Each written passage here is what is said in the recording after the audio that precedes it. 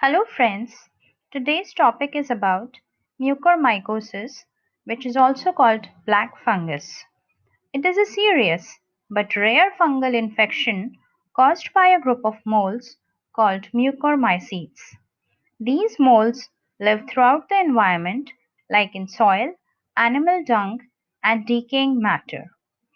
Mucormycosis mainly affects people who have diabetes, those on steroids and humidified oxygen for a long time, people who take medicines that lowers the body's ability to fight germs and sickness, and people who had chemotherapies and those on long-term immunosuppressive drugs.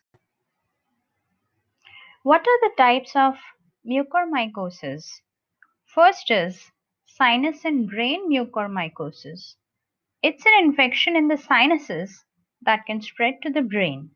It's most common in people with diabetes and in people who had a kidney transplant. Second is lung mucormycosis. It happens to people with cancer and in people who had an organ transplant or a stem cell transplant. Third is gastrointestinal mucormycosis.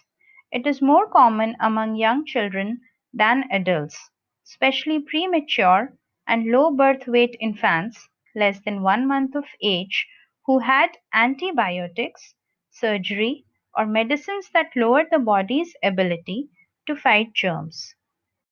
Fourth is skin mucormycosis. It occurs when fungi enter the body through a break in the skin, like after surgery, a burn, or a cut. This is the most common form of mucormycosis, which occur in people who do not have a weakened immune system. Fifth is disseminated mucormycosis, which occurs when the infection spreads through the bloodstream to affect other parts of the body.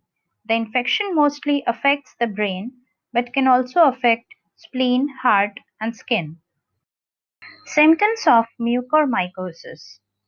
Symptoms of sinus and brain mucormycosis are one-sided facial swelling, headache, nasal or sinus congestion, black lesions on nasal bridge or upper side of mouth that quickly become more severe, fever. Symptoms of lung mucormycosis are fever, cough, chest pain, shortness of breath.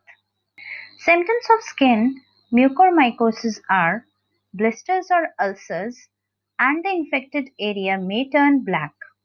There could be pain, warmth, excessive redness, or swelling around the wound.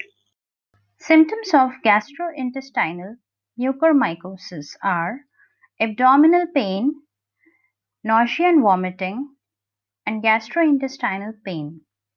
Symptoms of disseminated mucormycosis are changes in the mental state of the patient, or it can cause coma to the patient. How is mucormycosis diagnosed?